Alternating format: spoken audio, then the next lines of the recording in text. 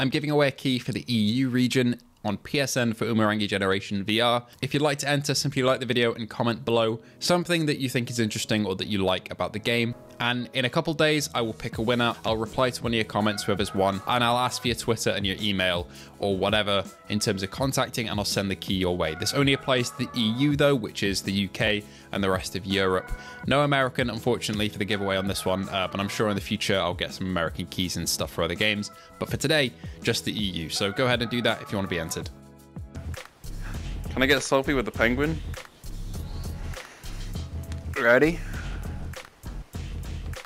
Oh wait, have I got the lens cap on? No. That was not in focus at all. Finish.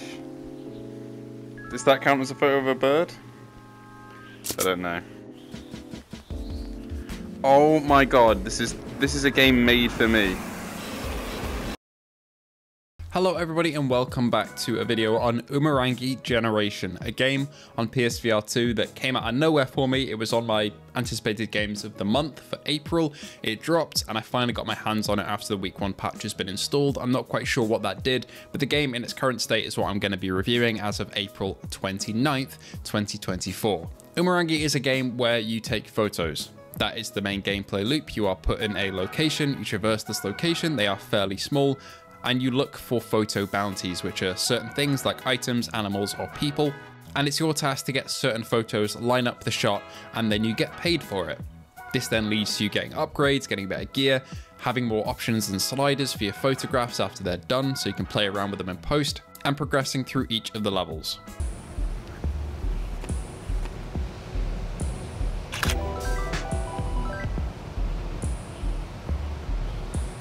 I want to add a bit more red in the image for the danger of the mortar, as it showers upon civilians, probably horrendously. Anyway, each level is a new location for you to traverse through, and overall each level takes about 10 to 15 minutes if you're really taking your time and lining up your shots. On a visual level, Umurangi is weird.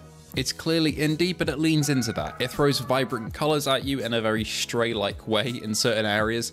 Feels very neon, as it is going for that dystopian future setting, and while the budget obviously isn't there for something massive in AAA in scale, I do appreciate the effort to make something truly unique, and I felt like the environments were fun to traverse around, and more importantly, take photos of. The actual resolution here is fairly okay, but because of the art style, I didn't really notice too much of the aliasing or low resolution in the middle to far distance.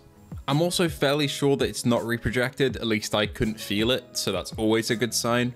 And I don't think dynamic foveated rendering is enabled here. I haven't double checked, but I'd hesitantly say no because of the amount of aliasing that there is on those far objects. It's nothing egregious, but you can kind of tell when a game is using DFR or not. I'm gonna hedge my bets and say it's not here, but feel free to correct me if it actually is. But it really doesn't impact your visual experience that much. What you're seeing on the screen right now is what you get. Now, I've been pretty reserved in this review so far, but I'm gonna go out on a limb here now and say I really, really love the gameplay loop of Umurangi. look at bro, look at him. Oh my god, I fucking love this. That's so cool. And this is incredibly specific to me and to other people who like cameras, because this is not really an in-depth camera simulator, but it's got that adventurous feeling of just going out and taking shots of stuff. Sure, there is a checklist you have to go through of things to find and take photos of, but there's no limit to how many photos you can take. Sure, your pay gets deducted a little bit per the film you use at the end of your run, but if you just want to go around and experiment with taking photos while doing the actual photo bounties that you're given, you can do that. There's also a couple of different lenses you can try on as you progress through the game, along with different adjustments at the end of each shot that you take, like adjusting saturation, chromatic aberration, and other settings like that. And you can also adjust your focus and your zoom. The actual props that you have in terms of the camera that you use and your spray paint and your little music player on your belt are all really well detailed and look nice, and they're genuinely fun to use, the spray paint especially. Haptics are used quite well here for taking photos and for shaking the spray can. It really feels like you're doing that. It's kind of nuts how they've recreated that feeling.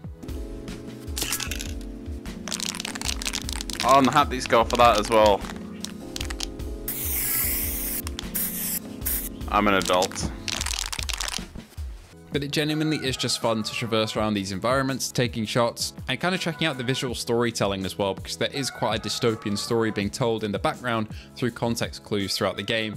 It's nothing that's really like pushed on you heavily in terms of dialogue, because there is none, but in terms of actual posters around and characters being dressed up in certain ways and different props, you can definitely infer the dystopian kind of sci-fi futuristic story that's being told here, which just added an extra layer on top of this. I would have been happy if this was just a normal photography game, but having this added layer of kind of subtext, context, and commentary is a really interesting thing, so I appreciate that. The game grades you on how well your shots are taken in terms of their color and composition, etc., and you get paid based on how good the game thinks your shot is. So if you just point your camera at a wall, you're not going to get much for it, but if you line up a nice shot of, say, a bird with a nice backdrop, you're going to get something nice. The game actually vignettes into the camera mode when you look down the viewfinder, so unfortunately there is no picture-in-picture rendering here.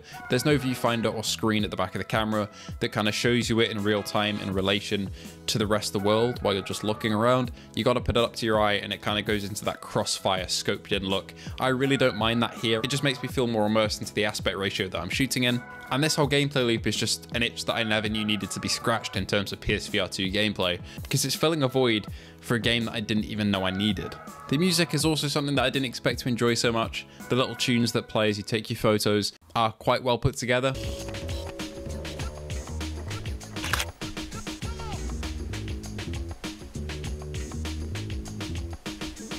And I believe everything is done by this one solo indie dev, which is pretty remarkable, and I just gotta say hats off to them. But yeah, I really don't have that much more to say about Umurangi Generation. It is a great port of a flat screen game that a lot of people like. The visuals are, you know, what you see is what you get. If you like the way this looks on the screen right now, it looks the same in the headset. If you don't like the way it looks, you're gonna get that same experience when you strap that HMD to your eyeballs. So I personally did not mind the visual style and enjoyed the gameplay so much and the loop of taking pictures and then selling them and then moving on to the next area that I was fully engrossed in this experience that I really enjoyed. And for a solo effort by an indie dev to port their game over to PSVR2, I just really appreciate that that effort has been made and that it's come out so well. Anyway, thank you all for watching. Thank you to our patrons, Luke Bentley, Phil Irving, Hazit Moser, Ace Gamer, and Hippie Pickle. Your guys' donations keep the channel going day after day and week after week, so thank you.